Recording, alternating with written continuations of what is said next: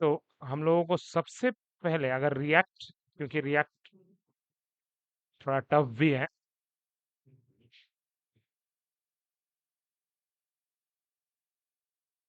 चलिए, तो सबसे पहले हम लोगों को क्या जानना है कि हमारे सिलेबस में क्या क्या है।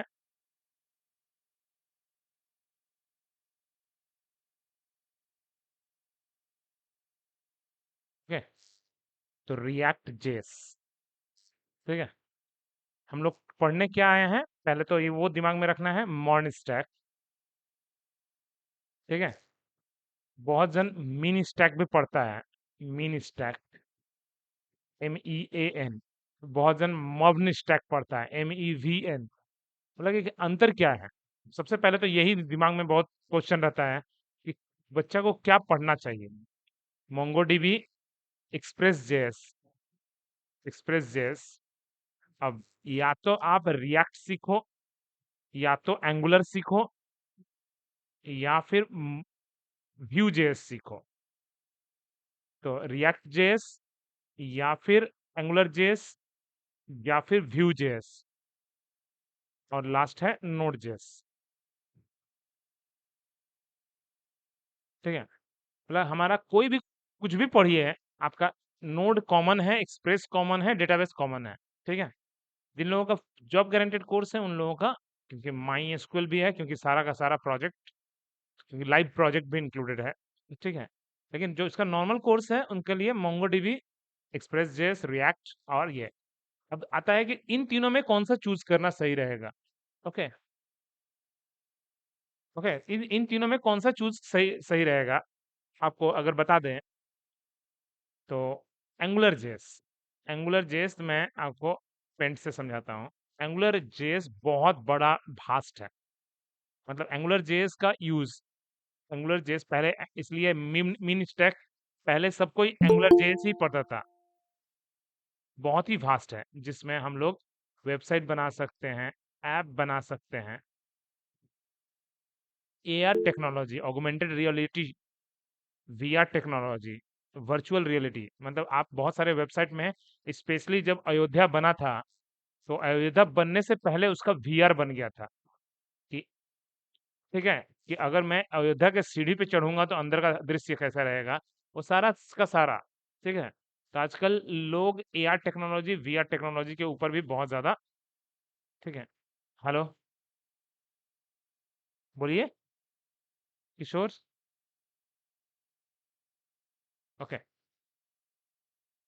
तो हमारा एआर टेक्नोलॉजी, एआर टेक्नोलॉजी या वीआर टेक्नोलॉजी से मेरा एआर और वीआर जो भी हो, टेक्नोलॉजी में मेरा क्या था, वो अयोध्या, अयोध्या, अयोध्या, ठीक है। राम मंदिर देखते हैं। जी हाँ, ये पूरा मैंने आपको बनने से पहले का ये है, ठीक है। ये बनने से पहले का है कि हमारा, ये तो वीडियो से कर दिया है, ये नहीं, ये नहीं, हम नॉर्मली कैसे होगा, हम लोग खुद ही मूव भी कर पाते हैं, ठीक है। तो ये चीज है, देखिए कितना खूबसूरत भी लग रहा है, कहाँ पे पॉइंटर मूव कर रहा है, देख रहे हैं, ठीक है ना। तो एआर टेक्नोलॉजी, वीआर टेक्नोलॉजी, तो लेकिन हमारा रिएक्ट जेएस इतना बड़ा नहीं है। क्यों? क्योंकि हम लोगों को रिएक्ट जेएस में, हम लोग वेबसाइट बनाने सीख रहे हैं, तो हम लोग वेब बनाना सीखेंगे। तो अगर हमको, तो रिएक्ट जेएस और एंगुलर जेएस में कौन अच्छा है, ये बोलना बहुत मुश्किल है।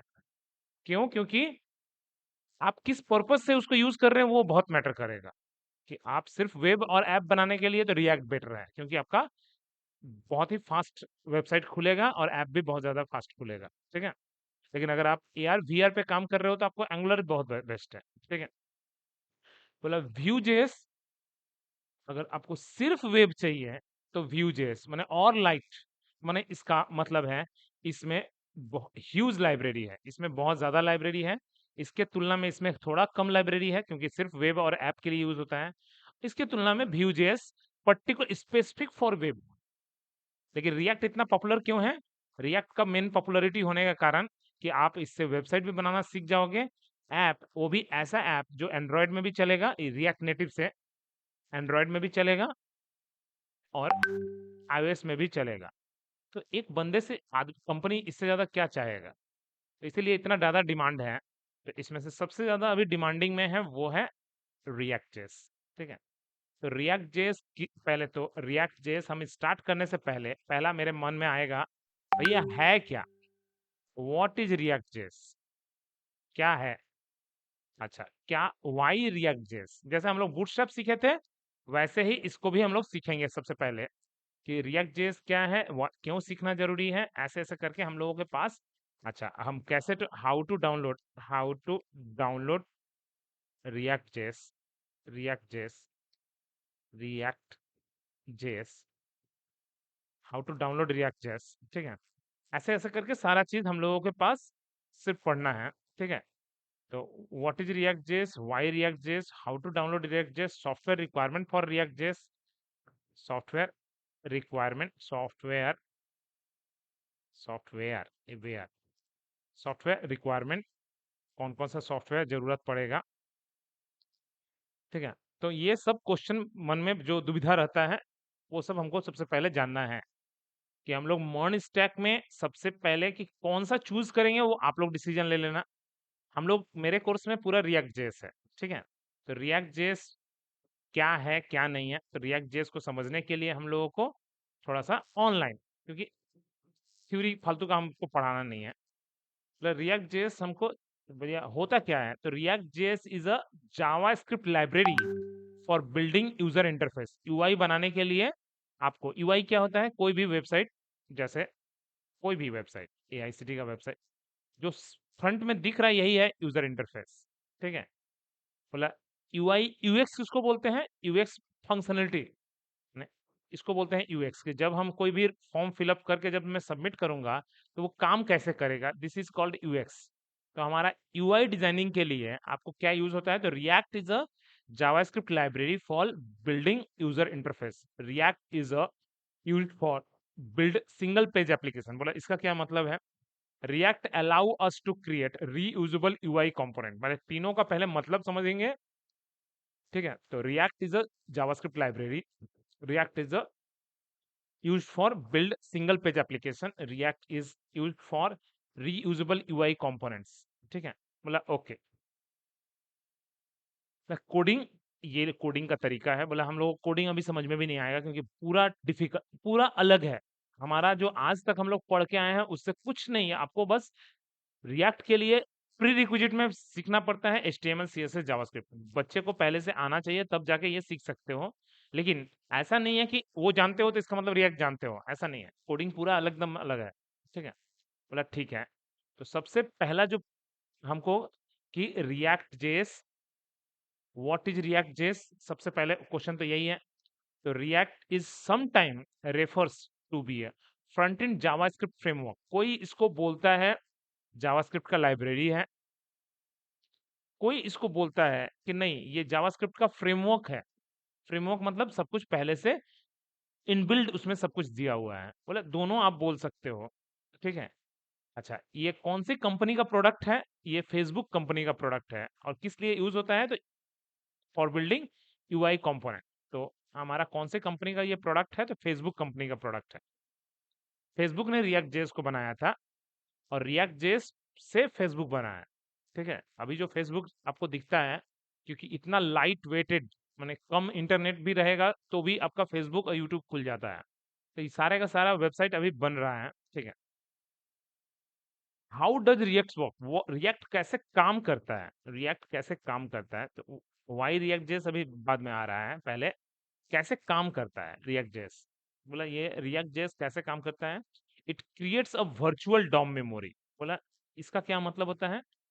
डॉम क्या होता है? Document object model. सबसे पहले DOM is used for document object model, model. बोला इसका क्या मतलब होता है? ये वर्चुअल क्या होता है? जिसका अस्तित्व ना हो। वर्चुअल मतलब यही होता है कि आपका फिजिकल कोई एग्जिस्टेंस ना हो। मतलब जब तक सॉफ्टवेयर चलेगा तब तक मेमोरी खाएगा, जैसे ये सॉफ्टवेयर को क्लोज कर देंगे कोई मेमोरी नहीं खाएगा। तो वर्चुअल डॉम क्या होता है? वर्चुअली रन करना। ठीक है। तो हम लोग ये भी समझेंगे, React only changes what needs to be changed. मतलब ये क्या है? आप लोग माने ये इतना अच्छा है कि आपको इसको पता है कि आपका वेबसाइट में क्या चेंजेस हुआ है। बोल कहना क्या चाहते हैं? कहना चाह रहे हैं कि आप अगर एआईसीटी का ही वेबसाइट खोल रहे हो, तो यहाँ से गौर से देखना, लोगो, ये मेनू, क्या हम अबाउट अस पेज में चल जाएंगे तो क्या ये तो फिर भी दिख रहा, सारा अभी भी दिख रहा, खाली व्हाइट कलर में हो गया इसलिए दिख नहीं रहा है। ठीक है, क्या हम गैलरी में जाएंगे तो नहीं दिखेगा? सब में सब दिखेगा। तो दैट मीन्स ये है कि हेडर और फुटर कॉमन होता है वेबसाइट में। हेडर एंड फुटर कॉमन होता है हम लोगों का। तो बस यही सिर्फ जानना है कि हमारा जो जरूरत का चीज है, जो मिडिल में डेटा चेंज हो रहा है, सिर्फ वही सब चेंज करता है। एक सिंगल वर्ड में आपको आपको शायद पता होगा,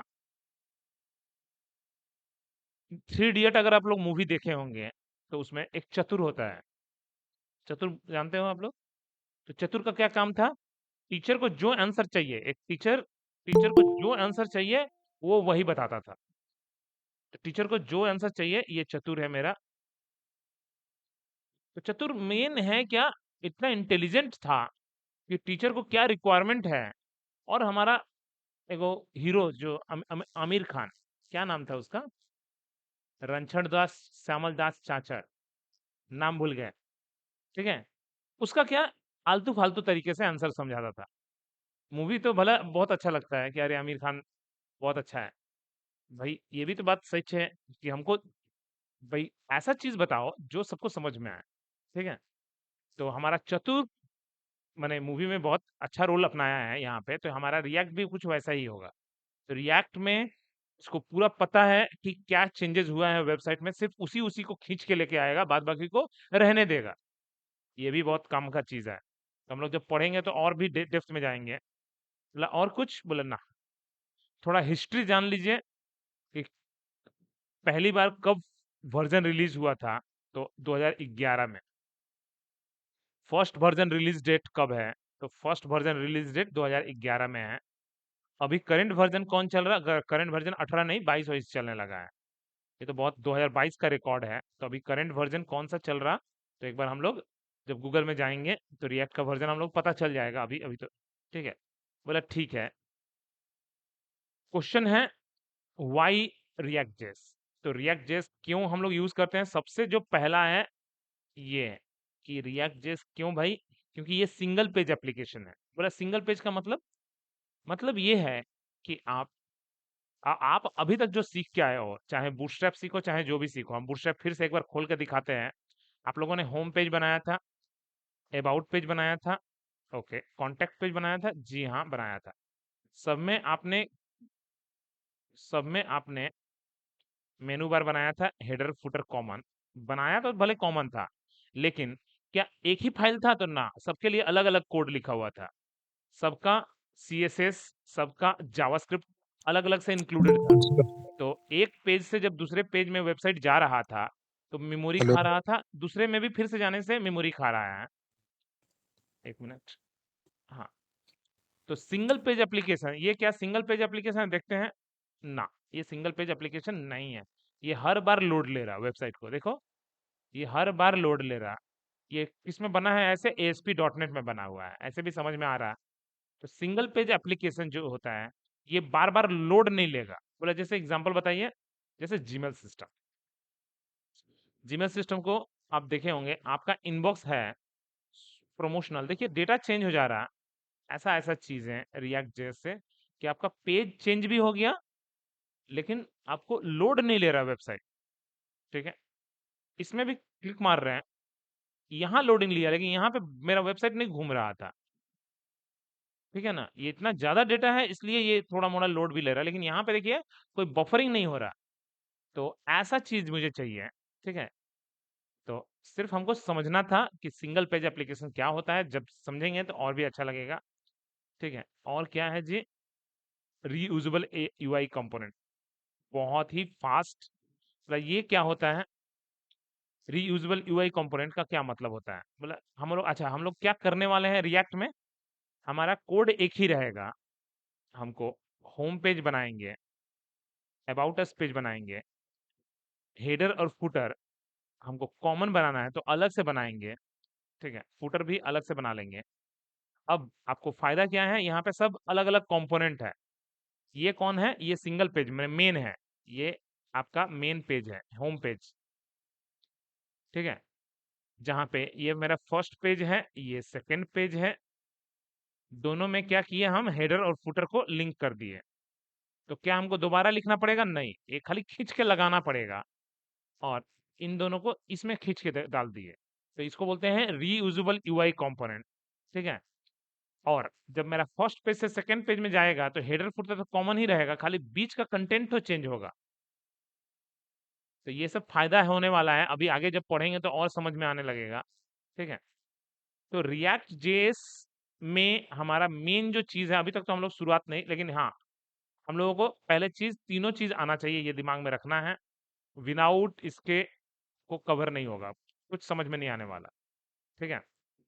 इतना इसलिए हम इतना दूर तक पढ़ा के निकले हैं अभी तक, ठीक है। आगे हम लोग पढ़ने वाले हैं, चलिए आगे का क्लास हम लोग अब पढ़ने वाले हैं। लगे हम कहाँ से स्टार्ट करें, पहले रिएक्ट जेएस फिर से स्टार्ट कीजिए, पहले रिएक्ट जेएस W3 स्कूल। तो कहाँ से स्टार्ट करें हम लोग, कि हमारे लैपटॉप में पहले नोड जेएस मुझे डाउनलोड करना पड़ेगा, तब जाके हम रिएक्ट जेएस डाउनलोड कर सकते हैं। तो फर्स्ट स्टेप क्या है, हमको लैपटॉप में नोड जेएस डाउनलोड करना पड़ेगा। बोला ओके, कहाँ से, यहाँ से, बोला हाँ। तो नोड जेएस अपना लैपटॉप में डाउनलोड कर लीजिए, डेस्कटॉप पे, जी हाँ।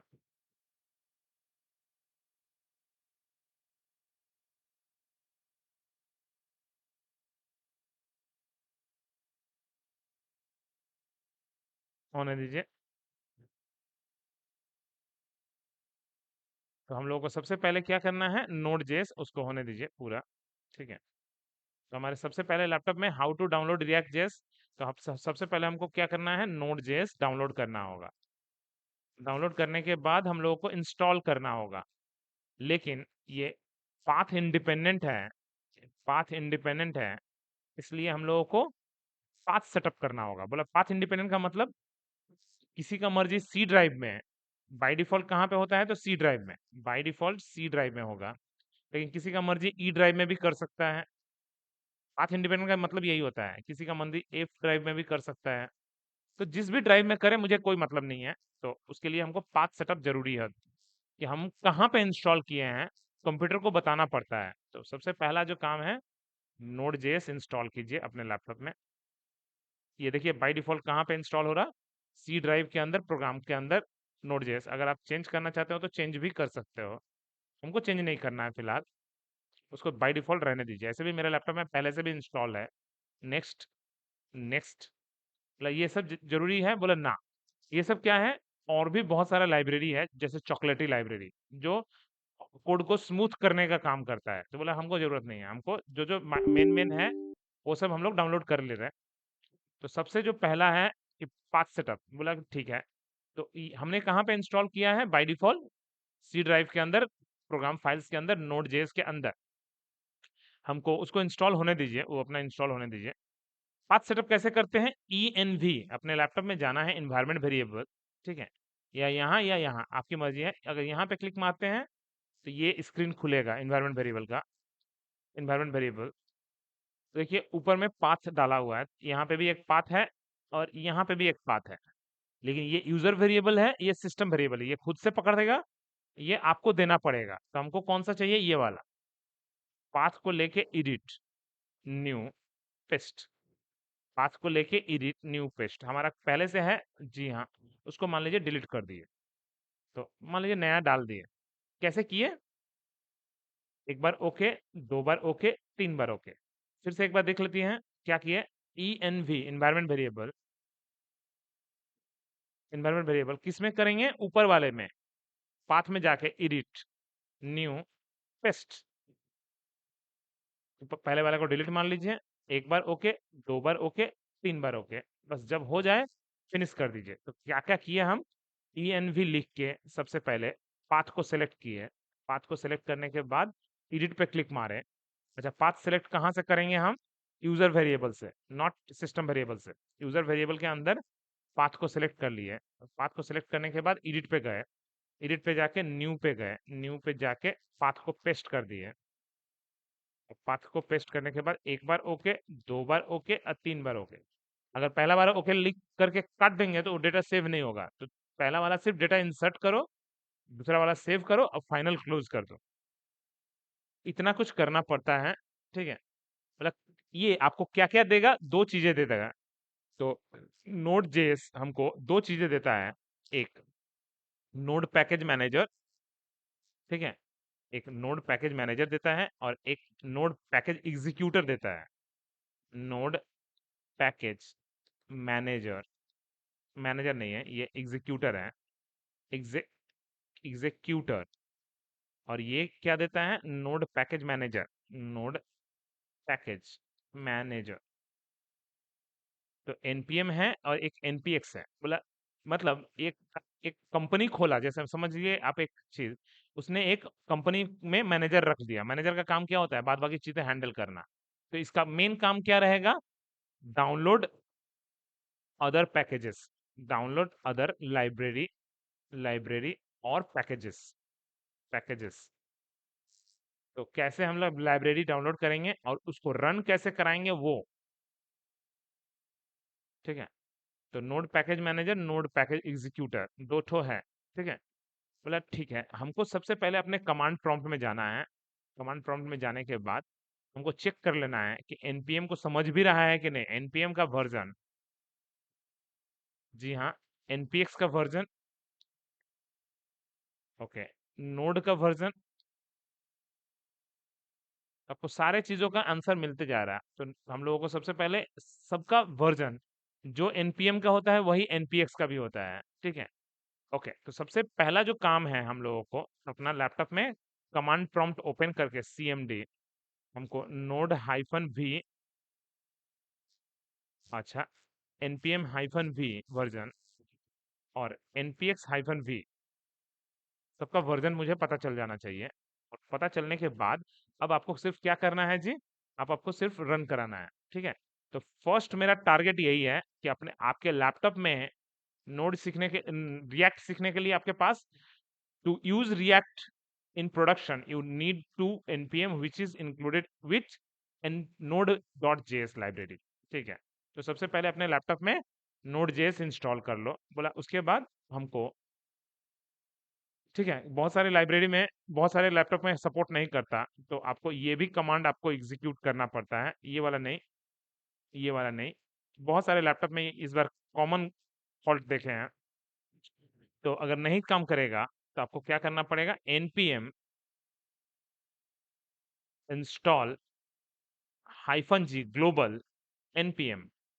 तो npm इंस्टॉल वर्जन के लैपटॉप में सपोर्ट नहीं कर रहा था, तो इसलिए मैं आपको, तो कॉपी, तो ये कमांड क्या करेगा, आपका जो npm है वो ग्लोबली इंस्टॉल कर देगा npm को। बहुत सारे के में npm का वर्जन वर्जन पता नहीं चलता, तो ये कमांड लिख दीजिएगा, आपका वो काम करना स्टार्ट कर देगा, लेकिन पाथ सेटअप रहना चाहिए तभी।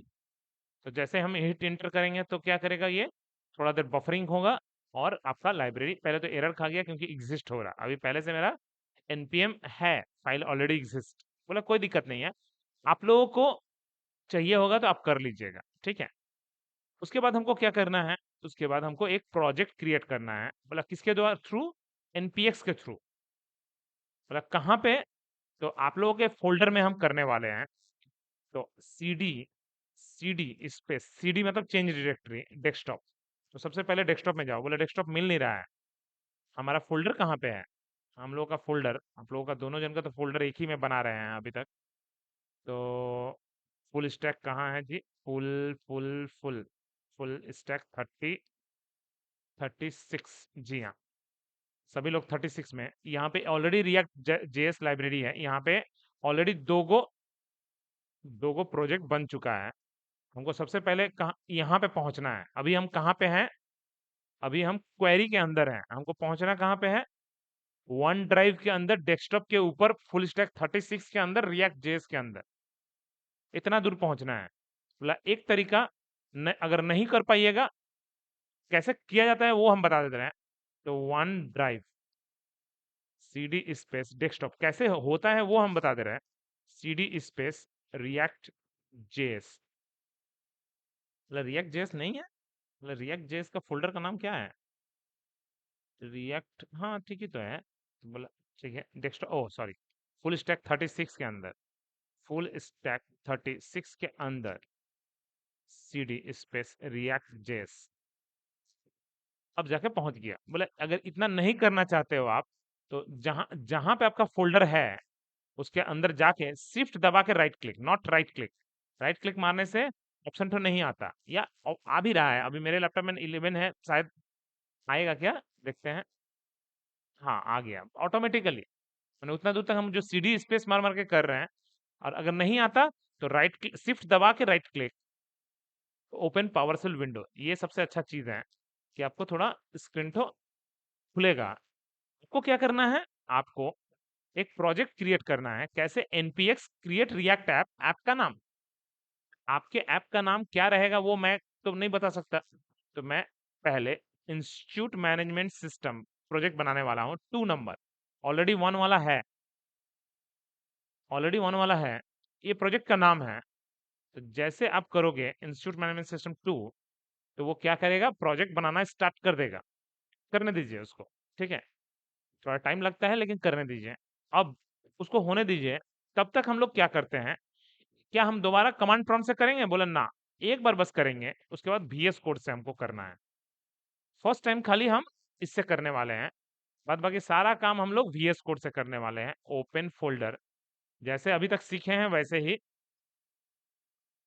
फुल स्टैक 36 के अंदर, रिएक्ट जेएस के अंदर, इंस्टीट्यूट मैनेजमेंट सिस्टम 2, ओपन। देखिए, तो अभी भी ये खुद से फोल्डर क्रिएट करते जा रहा है, करने दीजिए उसको, कोई दिक्कत नहीं है, उसको गोल गोल घूमने दीजिए। ये क्या क्या इंस्टॉल कर रहा है, React, React DOM, React script, CRA templates, ऐसे ऐसे लाइब्रेरीज सब डाउनलोड कर रहा है, ठीक है, करने दीजिए। सारा का सारा यहाँ पे आपको दिखेगा, सब कुछ यहाँ पे नजर आते रहेगा, और जैसे जैसे डाउनलोड करेगा यहाँ पे सब कुछ नजर आते रहेगा, ठीक है। होने दीजिए, थोड़ा देर में हो जाएगा, ज्यादा देर नहीं लगेगा, ठीक है।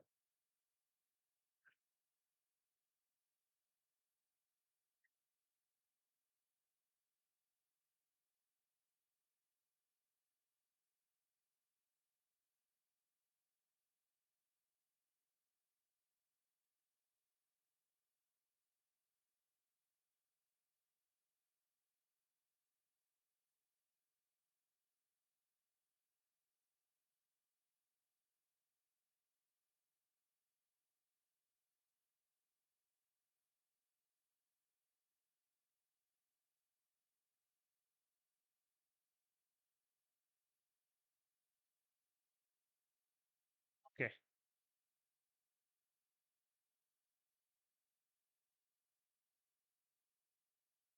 चलिए इंस्टॉल होने दीजिए अभी भी। हाँ, ये तो होना स्टार्ट हो गया, तो सारा लाइब्रेरी देखिए ऑटोमेटिकली डाउनलोड कर रहा था, जैसे जैसे कंप्लीट होते जा रहा, प्लस यहाँ पे सब दिख भी रहा है कौन कौन सा लाइब्रेरी डिपेंडेंसीज, कि आपका कौन कौन सा लाइब्रेरी डाउनलोड हुआ है, कौन कौन सा वर्जन डाउनलोड हुआ है। तो इस कोड को, मैंने सबसे पहला पेज कौन सा बनता है इस पूरे प्रोजेक्ट में, तो सबसे पहला जो प्रोजेक्ट फाइल बनता है वो है सिर्फ पैकेज डॉट जेसन, ठीक है। एक मिनट, जैसे पूरा कंप्लीट, अभी भी कंप्लीट नहीं हुआ है, होने दीजिए उसको, ठीक है। मैं ऐसे प्रिंटेड जी हाँ, है तो तो यही नहीं पढ़ने लग रहा। ठीक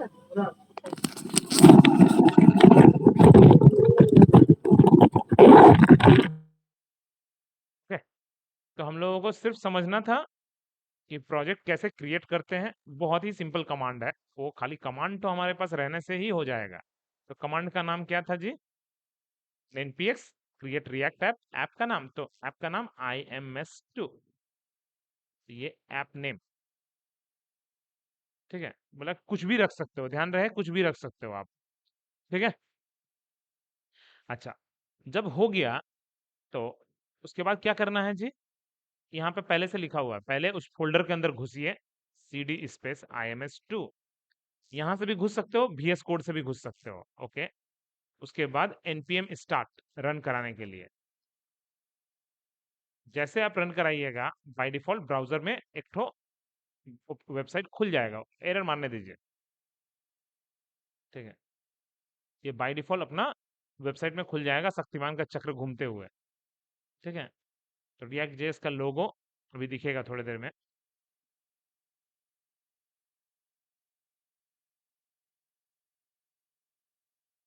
घूमते हुए अपना शक्तिमान का चक्र है ये, है ना।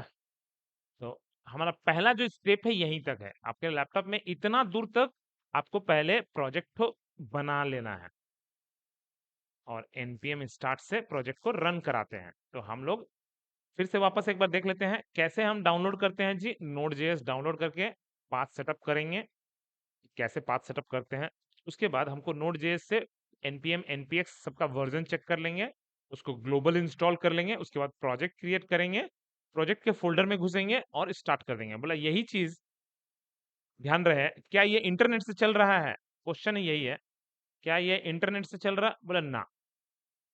कंट्रोल सी दबाइए, टर्मिनेट, यस।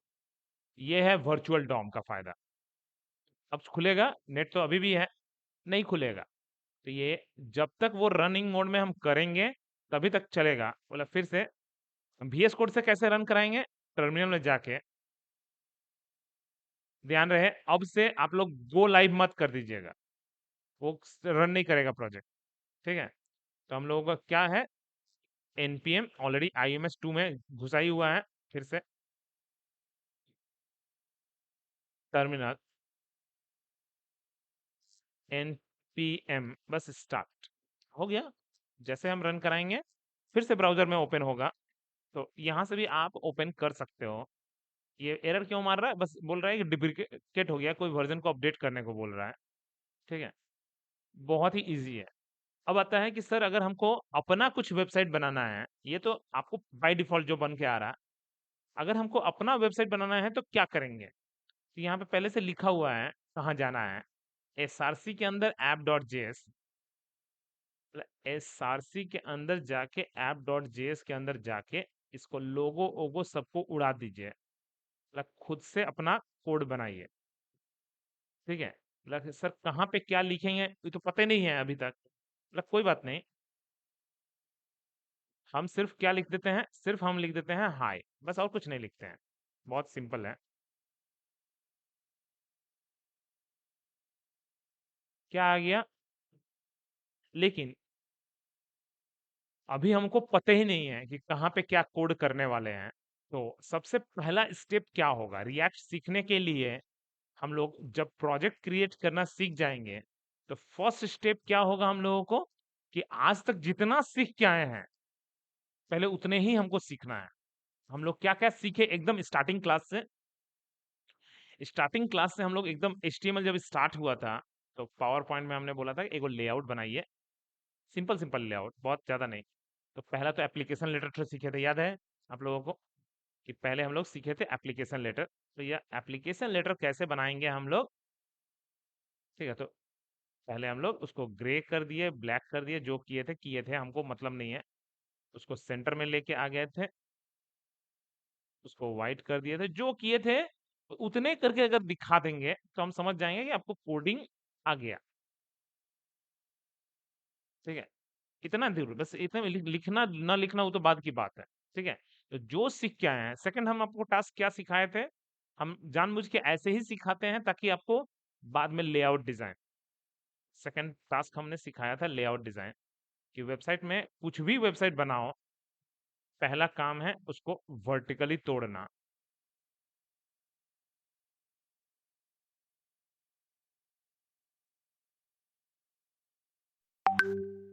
उसके बाद हॉरिजॉन्टली तोड़ना, बस इतना दूर तक कर लीजिएगा, हम समझ जाएंगे कि आपको आ गया।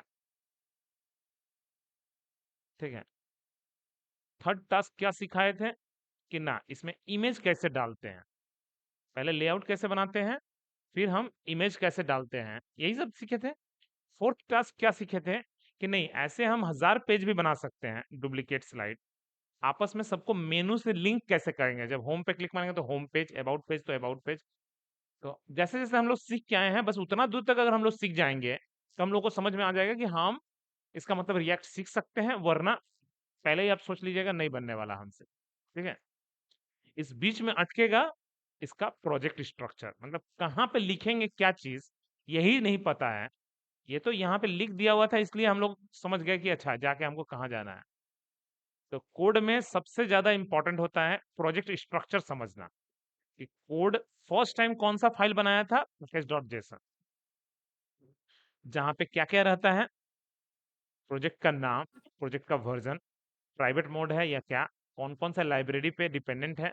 ठीक है, ओके। गलती से ये नोड पैकेज मॉड्यूल डिलीट हो गया, गलती से अगर ये डिलीट हो गया, हो ही सकता है, या कोई दोस्त भेज रहा है, सबसे ज्यादा फाइल का साइज इसी से है, बहुत बड़ा फाइल बनता है। ठीक है, अगर गलती से डिलीट हो गया तो आपको क्या करना है, दिखाते हैं।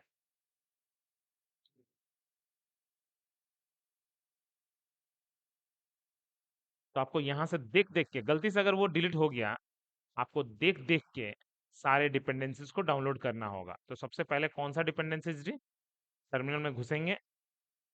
ठीक है, क्या जी, npm इंस्टॉल इंस्टॉल रिएक्ट। फिर से देखिए डाउनलोड होना start, npm install React DOM. ऐसे ऐसे करके आपका सारा का सारा लाइब्रेरी एक एक करके डाउनलोड कर सकते हो, तो वो होने दीजिए एक एक करके। फिर से ऑटोमेटिकली सब आ जाएगा, सब कुछ ऑटोमेटिकली आ जाएगा, जो जो डिलीट किए हम, क्योंकि पूरा का पूरा इसी पे लाइब्रेरी पे डिपेंडेंट होता है, डिपेंडेंसी मतलब इसी लाइब्रेरी पे पूरा डिपेंडेंट है प्रोजेक्ट। ठीक है, ऑनलाइन समझ में आ रहा है? हाँ सर। यस सर आ रहा है। ठीक,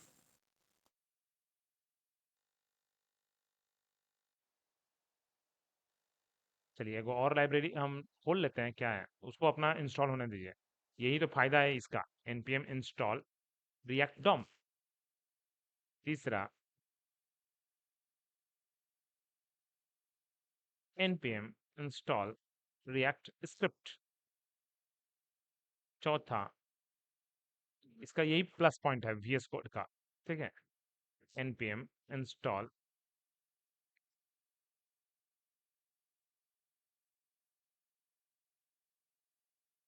ठीक है, हो गया, हो गया, बहुत इजी है।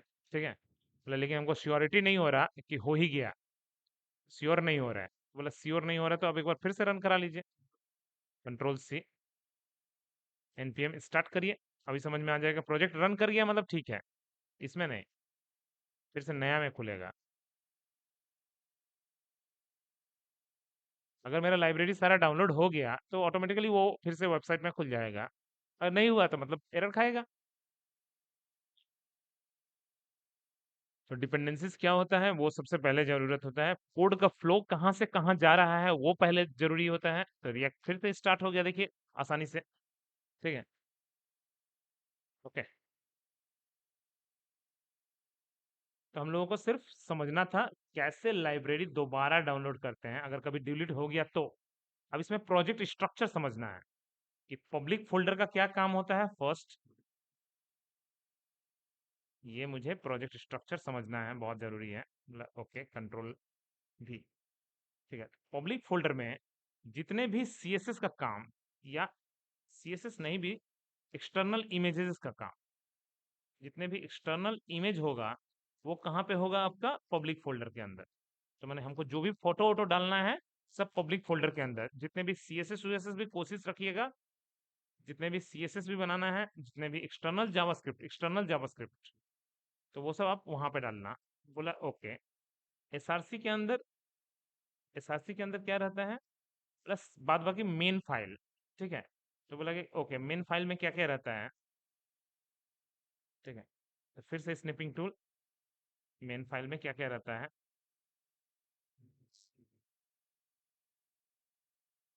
जी हाँ, तो यहाँ पे सारे कंपोनेंट्स, तो बोला कंपोनेंट्स, लेकिन मेन फर्स्ट कौन है, तो फर्स्ट कंपोनेंट है आपका इंडेक्स।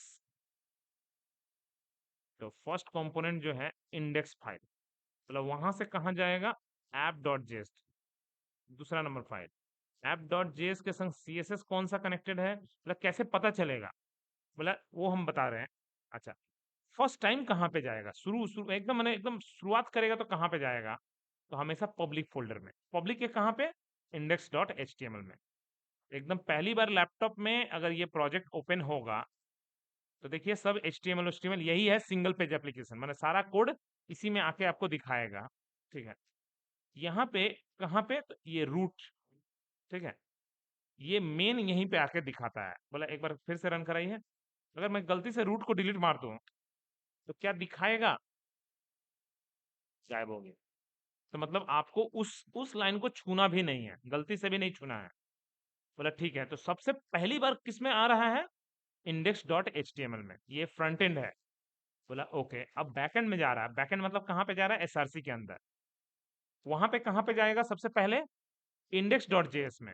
जैसे index dot H T M L है वैसे ही एक इंडेक्स डॉट जेएस भी है। यहाँ पे पहले ही लाइन में लिखा हुआ है कि आपको रूट नाम का जो आईडी है, इसमें रूट नाम का जो आईडी है उसमें कुछ दिखाओ।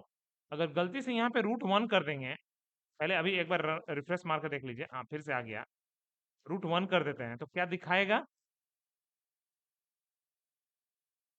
कहाँ से दिखाएगा, आपस में तो लिंक टूट जा रहा। ठीक है, बोला ठीक है, अगर यहाँ पे रूट वन कर देंगे तो सर चलेगा, हाँ चलेगा, क्योंकि इसका मतलब वो बाय डिफॉल्ट जो दे रहा है उसको बस मुझे छूना है, लेकिन सिर्फ समझ समझ के। तो फर्स्ट टाइम कोड कहाँ पे आ रहा है, index dot H T M L में। देन कहाँ पे आ रहा है, इंडेक्स डॉट जेएस में। इसमें कहाँ जा रहा, ऐप, बोला कहाँ पे, ऐप डॉट जेएस में। तो ये ऐप डॉट जेएस में, इसीलिए कोड आपको मैंने ना इसमें हाथ लगाइएगा ना इसमें हाथ लगाइएगा। आपको हाथ कहाँ से लगाना शुरू करना है, यहाँ से, जिसके अंदर सारा कोड लिखा हुआ है। बोला ओके, इसमें क्या लिखा हुआ है क्या नहीं है वो हम बाद में समझते हैं। ठीक है, बोला ठीक है, इसको सबसे पहले उड़ा दीजिए, पूरे कोड को ही उड़ा दीजिए, लीजिए साफ कर दीजिए। अब पहले तो एरर खाएगा, मुझे लगता है खाली एरर खाएगा, पहले तो लंबा चौड़ा एरर खाएगा। बोला ऐसा क्यों, क्योंकि आप आप फिर से अंडू मारिए, ये लाइन लिखा हुआ था कि इसको एक्सपोर्ट करेंगे तभी तो किसी दूसरे फाइल में इंपोर्ट करेंगे। आप इंपोर्ट करने से के लिए आप एक्सपोर्ट जब तक नहीं करोगे लाइब्रेरी को, तो आप कहीं पे इंपोर्ट भी नहीं कर सकते। बोला हम जब पूरा डिलीट कर दे रहे हैं तो इंपोर्ट वाला भी लाइन, एक्सपोर्ट वाला भी लाइन डिलीट हो जा रहा, तो इसीलिए वो एरर खा रहा है, एरर खाने दीजिए उसको। तो सबसे पहला मेरा क्वेश्चन है कि हम लोग जो भी सीखे हैं पहले उतना दूर, तो सबसे पहले ऐप डॉट जेएस में क्या लिखा हुआ था, तो एक फंक्शन बनाना था, किस नाम से, जो कंपोनेंट का नाम है, जैसे आप लोग सीखे हो फंक्शन बनाना जावास्क्रिप्ट में वही है। बोला ओके, जो भी डेटा हम लिखेंगे रिटर्न में वो डेटा रिटर्न करो। बोला ओके, और क्या, एक्सपोर्ट, एक्सपोर्ट कर दो, जब तक एक्सपोर्ट नहीं करेंगे डिफॉल्ट। और ऐप का नाम, बोला ये क्या लिख रहे हैं हम बाद में समझा रहे हैं। बोला ओके, यहाँ पे एगो पैराग्राफ ले लीजिए, हाय, बोला काम करेगा, बस इतना ही। एक फंक्शन, फंक्शन का नाम, इसके रिटर्न में जो भी लिखेंगे वो आपको वेबसाइट में जाके दिखेगा। जी हाँ दिखेगा, काम कर रहा। ओके, लेकिन इसका कुछ रिस्ट्रिक्शन है। क्या रिस्ट्रिक्शन है, आज तक जितना भी हम लोग H T M L C S S, अच्छा बोला कि सर इसमें हेड बॉडी वॉडी कुछ नहीं लिखना पड़ेगा। क्यों लिखना पड़ेगा, क्योंकि ये तो खींच के जाएगा तो यहीं पे ना, यहाँ पे तो पहले से लिखा ही हुआ है सब कुछ, आपको दोबारा क्यों लिखना है, यहाँ पे तो सब कुछ लिखा ही हुआ है। का तो डेटा सिर्फ यहाँ पे चेंज हो जा रहा, का तो डेटा सिर्फ यहाँ पे जाके चेंज हो जा रहा है, समझे जी। तो सिंगल पेज एप्लीकेशन कि आप कितना भी कंपोनेंट बनाओ, ठीक है, जाके एक ही पेज में जाके डेटा थ्रो दिखेगा। हम लोग और भी आगे बढ़ेंगे, अभी तो सिर्फ समझा रहे हैं रिस्ट्रिक्शन। मतलब रिस्ट्रिक्शन है कि आप दो पैराग्राफ नहीं ले सकते, बोला ये प्रॉब्लम है, एरर खा गया। बोला कि तब क्या करेंगे, क्या दो पैराग्राफ को एक डिव के अंदर डाल देंगे तो चलेगा, बोला हाँ तब चलेगा। नजर हटाना मत, बस जो हम समझा रहे हैं बहुत सोच समझ के। बोला कि अच्छा क्या दो डिव ले सकते हैं, बोला ना। बोला दोनों डिव को अगर एक डिव में डाल देंगे तो चलेगा, बोला हाँ तब चलेगा। बोला कहना क्या चाह रहा है, मैंने एक्चुअली में कहना क्या चाह रहे हैं, मैंने इसमें सीखना है कि एक ही पेरेंट हो सकता है, मैंने मदर पेरेंट एक होगा, दो गो पेरेंट नहीं होगा, ठीक है। तो पेरेंट एक ही हो सकता है पूरे इसमें, तो पेरेंट मेरा एक ही हो सकता है, सिर्फ यही समझना था, ठीक है। ओके, तो हम लोग कभी भी डी बूब से पेरेंट देते ही नहीं है, हमेशा ओपनिंग ब्रेसेस क्लोजिंग ब्रेसेस। इससे क्या होता है, समझ में आता है कि हमेशा कोड हम लोगों को इसके अंदर ही लिखना है। अब क्या हम मल्टीपल पैराग्राफ ले सकते हैं, बोला हाँ ले सकते हो, मतलब जितना मर्जी उतना ले सकते हो, मल्टीपल डिव को भी जितना मर्जी उतना ले सकते हो, ठीक है। क्योंकि अब रिस्ट्रिक्शन नहीं रहा, क्योंकि पेरेंट हमेशा एक ही रहेगा। बोला अच्छा, दूसरा रिस्ट्रिक्शन, पहला रिस्ट्रिक्शन समझ गए, दूसरा रिस्ट्रिक्शन कि जैसे input type tag, image tag, IMG SRC source of the image, ठीक है, क्या ऐसे लिख सकते हैं, बोला ध्यान से, क्या ऐसे लिख सकते हैं, बोला ना, आपको कोई भी ऐसा टैग जैसे ब्रेक टैग आप ऐसे नहीं लिख सकते, ये प्रॉब्लम है यहाँ का। आपको या तो सेल्फ इंडेड या तो उसको क्लोज करना पड़ेगा, आपका ऑप्शन कुछ नहीं है, माने वो ब्रेक आप ऐसे यूज नहीं कर सकते आपके यहाँ पे। तो आपको ब्रेक अगर यूज करना है तो आइदर ऐसे यूज करना पड़ेगा और ऐसे यूज करना पड़ेगा। सेल्फ इंडेड टैग चलेगा, माने इनपुट टाइप टैग आपको थोड़ा थोड़ा रिस्ट्रिक्शन है यहाँ पे, input type is equals to text, तो आपको सेल्फ इंडेड टैग चलेगा, लेकिन अगर नो क्लोजिंग करेंगे तो एरर खा जाएगा, ठीक है। तो ये सब छोटा छोटा रिस्ट्रिक्शन को आपको मानना है, बोला ओके। इनलाइन CSS आप नहीं लिख सकते, ठीक है। देखते हैं कलर कोलोन रेड, देखते हैं,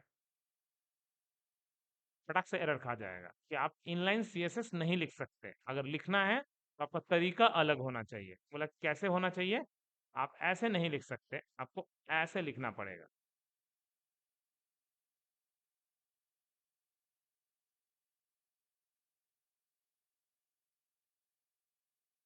ये सब छोटा छोटा चीजें, बोला कि okay red is not defined, बोला वेयर इज रेड,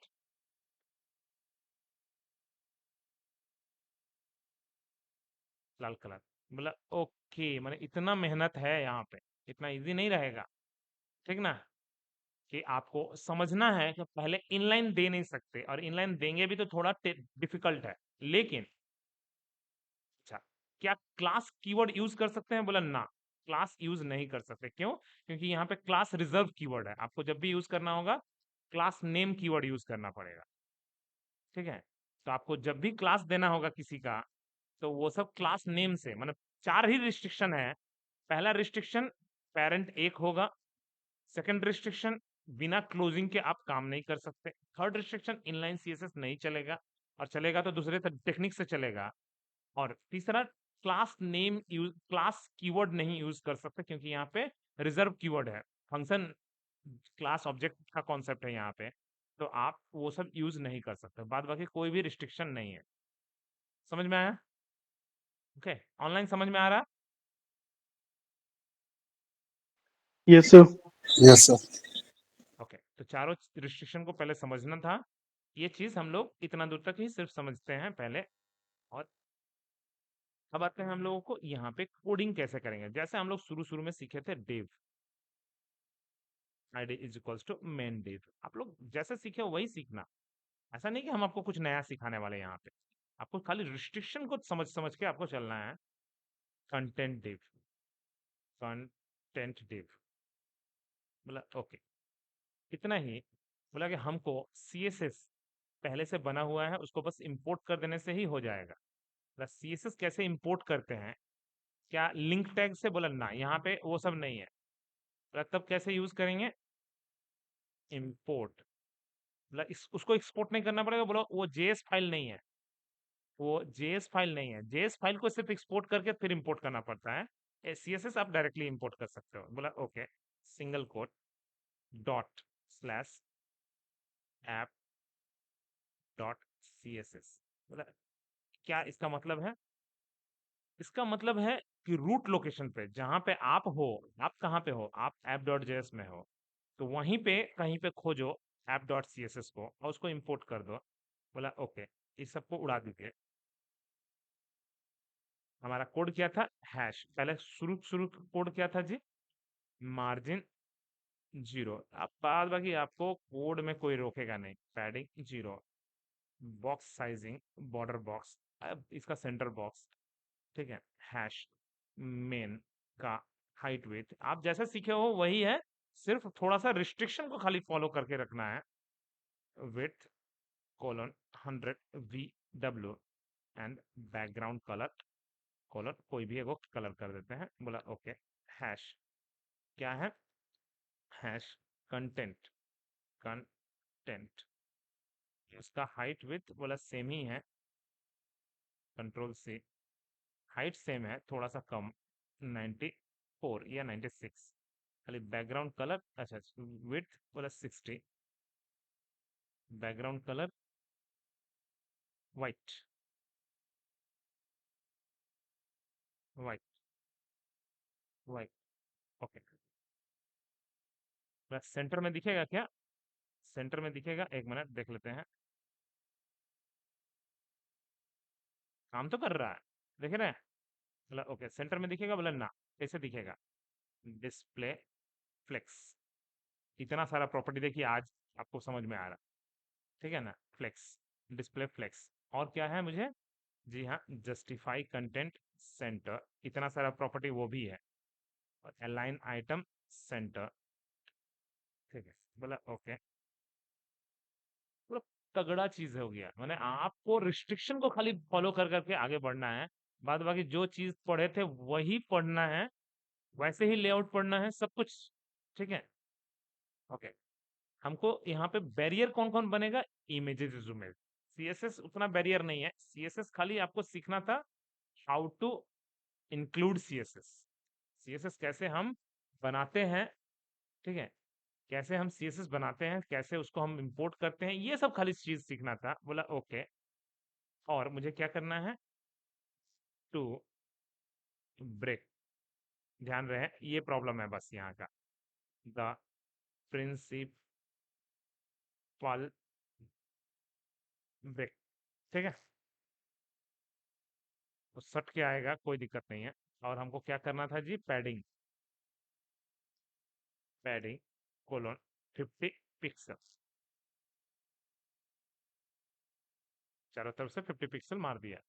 तो जो चीज सीखे हैं पहले उसी पे हाथ बैठाइएगा, जितना एकदम स्टार्टिंग से, ठीक है।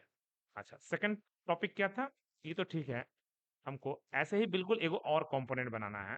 तो एगो और कंपोनेंट, चलिए भैया एगो और पेज बना लेते हैं। तो होम डॉट जेएस, जैसे ऐप डॉट जेएस था वैसे ही होम डॉट जेएस, इसमें भी फंक्शन बनाना है। फंक्शन, फंक्शन का नाम, जो नाम देंगे फाइल का नाम वही देंगे। Return opening braces closing braces, opening braces closing braces, ठीक है। आसान नहीं है, सिर्फ थोड़ा लिखावट का तरीका थोड़ा अलग है। एक्सपोर्ट सिर्फ समझने का देर है, एक्सपोर्ट डिफॉल्ट होम। तो अब कहीं पे भी हम इंपोर्ट कर सकते हैं। बोला ठीक है, यहाँ पे मैं आप ही लोगों का डिजाइन, आप ही लोगों को जो सिखाया हुआ है उसी लेआउट को हम उठा के डाल देते हैं। तो आप ही लोगों के कोड में हम जो लेआउट सिखाए हैं, कौन सा वाला, होम वाला, देखते हैं कैसा दिखता था।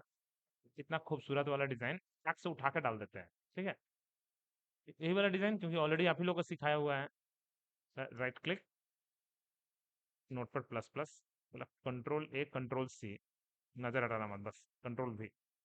दिक्कत कहाँ पे आएगा, दो बार हेड हो गया, दो बार बॉडी हो गया, यही सब प्रॉब्लम आने वाला है, ठीक है। बोला ये तो प्रॉब्लम आएगा, ये तो दिक्कत है। बोला सबसे पहले तो इन सबको उड़ाइए। HTML हेड रहेगा क्या, बोला ना, नहीं रहेगा। बॉडी ना, उस सबको उड़ा दिए। बोला ये सब ना, ये सब तो ऑलरेडी है, दोबारा क्यों लिखेंगे। ओके, बॉडी खत्म, HTML खत्म, बोला कुछ नहीं चाहिए मुझे, बस एकदम सिंपल चाहिए। बोला ओके, अच्छा, इसको मुझे सबसे पहले कहाँ पे चेंज करना होगा, आपको वापस इंडेक्स डॉट जेएस में, जहां पे ऐप को खींचे थे वैसे ही हमको होम को खींचिए। तो होम भी इंपोर्ट हो गया। ठीक है, बोला ओके, एक बार रन करा के देख लीजिए, आया, लेकिन कहीं पे इनलाइन सीएसएस लिखा हुआ है, इसलिए एरर खाने लगा। क्योंकि हम लोग तो तब तो इनलाइन सीएसएस एकदम भर भर के हम लोग लिख रहे थे, है ना। इनलाइन सीएसएस कहाँ लिखा हुआ है जी? वही तो बटन पे, पहले बटन पे हम लोग इनलाइन सीएसएस यूज किए हैं। पहले बटन का इनलाइन सीएसएस को उड़ा दीजिए, और कहीं पे इनलाइन, हाँ, पैडिंग में भी इनलाइन सीएसएस को उड़ा दीजिए। एक बार पहले देख लीजिए, आया लेकिन गंदा तरीके से आया, कम से कम ठीक है। बोला क्यों गंदा तरीके से आया? क्योंकि आपका सीएसएस मिसिंग है, मेन इसका सीएसएस मिसिंग है, ठीक ना। बोला ओके, सीएसएस मिसिंग है, ठीक है, तो हमको सीएसएस कहाँ पे डालना है? इसी में। बोला ठीक है, इसका सीएसएस ऐसे कहाँ पे है? इसका सीएसएस एक बार कोड को फिर से देखिए, इसका सीएसएस तो external CSS, layout dot CSS और मेनू डॉट सीएसएस, ठीक है। सीएसएस फोल्डर के अंदर लेआउट डॉट सीएसएस उठा कर डाल दीजिए, copy paste, control A control C भी, ओके। मेनू डॉट सीएसएस, बोला एक और फाइल बना लीजिए, क्या है? ओके, मेनू डॉट सीएसएस, बोला ओके। हमको सिर्फ क्या करना है? कोड तो कॉपी पेस्ट तो करना है, कौन सा मेरा बहुत मेहनत का काम है। Control A control C control V, बोला ओके, खाली हमको इंपोर्ट कर देना है ना। जैसे हम लोग, ठीक है, इंपोर्ट सिंगल कोट के अंदर डॉट स्लैश देके app dot C S S semicolon, import single quote के अंदर dot menu dot C S S, हो गया, दोनों सी एस एस इंक्लूड हो गया। अब काम करेगा क्या? वाओ, सब आ गया, पूरा होवर इफेक्ट के साथ आने लगा। इमेजेस मिसिंग है, तो इमेजेस ठीक है, हम डाल रहे हैं ना। इमेजेस तो मिसिंग रहेगा ही, क्योंकि हम लोग कोड में इमेज फोल्डर के अंदर लिखा हुआ है, बोला हमारा फोल्डर ही तो नहीं है। तो आपको फोल्डर या तो यहाँ पे बनाना पड़ेगा, इमेज फोल्डर, और अगर यहाँ पे बनाते हो तो आपको थोड़ा कोडिंग चेंज करना पड़ेगा। तो यहाँ पे पहले फोल्डर बनाइए, इमेज नाम का फोल्डर, और सारे अपने फाइल्स को डाल दीजिए। तो अपने फाइल्स को डाल दीजिए, जितने भी इमेजेस में फोटोज हैं सबको उठा के इन सबको उड़ा दीजिए। ओहो, कंट्रोल ए कंट्रोल सी, उतना सोचना नहीं है, चलिए। तो राइट क्लिक मार के reveal in file explorer folder में सारा इमेजेस को डाल दीजिए, ठीक है। अब क्या काम करेगा? मतलब कहाँ से काम करेगा? कि कुछ तो कर गया बहुत इजीली, ठीक है, मतलब सभी तो कर ही गया, इमेज इमेज सब तो आ गया, ठीक है, तब तो बढ़िया ही है, ठीक है। तो कोई दिक्कत ही नहीं रहा तब, क्योंकि बाय डिफॉल्ट वो किसको खोजता है? पब्लिक फोल्डर को। तो पब्लिक फोल्डर के अंदर इमेज को जाके चेक किया, तो इमेज नाम का फोल्डर और उसमें लोगो डॉट पीएनजी नाम का फाइल, ठीक है। तो इतना आसान है, देखिए, कुछ बहुत बड़ा चीज नहीं है जो हम लोग नहीं सीखे हैं आज तक, ठीक है ना, सिर्फ थोड़ा टेक्निकल अलग है, ठीक है। इसलिए हम लोग बोले थे प्री रिक्विजिट में आपको उतना चीज जानना है, ताकि जब मैं यहाँ पे शॉर्ट कर, अच्छा, पहला तो क्लास, ठीक है, तो कंट्रोल सी कंट्रोल एफ, जहां जहां क्लास है वहां वहां कंट्रोल सी कंट्रोल एफ मार के control class name replace all.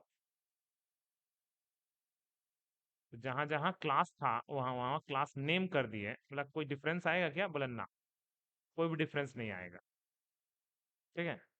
अच्छा, ये क्यों नहीं कम कर रहा? क्योंकि ये तो फाफा आइकन के कारण, याद है, मतलब फाफा आइकन का तो लिंक डिलीट मार दिया है। फाफा आइकन का लिंक कैसे डालिएगा? फाफा आइकन का लिंक, फाफा आइकन कहाँ से मिला था? फाफा आइकन का लिंक, फाफा आइकन का link, right click notepad plus plus, fa fa icon का लिंक ऊपर है, तो लिंक कैसे डालें? प्रॉब्लम ये है, तो बोला इसी के अंदर, ये अपना ओपनिंग ब्रेसेस क्लोजिंग ब्रेसेस के अंदर ही डालना होगा। काहे एरर खा रहा? क्योंकि ये सेल्फ क्लोजिंग टैग नहीं है। खाली वो रिस्ट्रिक्शन को आपको सोच सोच के, क्योंकि उतना रिस्ट्रिक्शन आपको, बोला देखिए फट से आ गया। ऑनलाइन सबको समझ में आ रहा? Yes, sir. Yes, sir. मैंने मैं कुछ भी नया पहले नहीं सीखा था। मैं पहले जो सीखे हुए उस पे हाथ बैठाना, इमेज उमेज डालना। अब हमको नेक्स्ट क्लास, कल के क्लास और भी इंपॉर्टेंट होने वाला है, क्योंकि कल हम लोग पेजेस को लिंक करना सीख जाएंगे। क्योंकि मल्टीपल कंपोनेंट कैसे बनाते हैं तो आज ही सीख गए हैं, लेकिन आज हम लोग सीखे तो जरूर, लेकिन थोड़ा सा अलग तरीके से सीखे। क्या कि हम लोग ऐप को हटा के होम लिखे हैं। ऐप भी है, होम भी है, ऐसा नहीं है। तो नेक्स्ट क्लास में हम लोग मल्टीपल कंपोनेंट कैसे बनाते हैं, ठीक है, आपस में कैसे लिंक करेंगे। कि हम मेनू पे जब क्लिक मारे तो होम पे तो होम, अबाउट पे अबाउट, कांटेक्ट पे कांटेक्ट, अभी जा नहीं रहा है, सब बेकार है, सब फॉल्स खा रहा है। तो हमको चारों पेज और 5 पेजेस को लिंक कर देना है। जब ये पार्ट कंप्लीट हो जाएगा तो आपका पहला बैरियर कंप्लीट। ठीक है, ठीक है।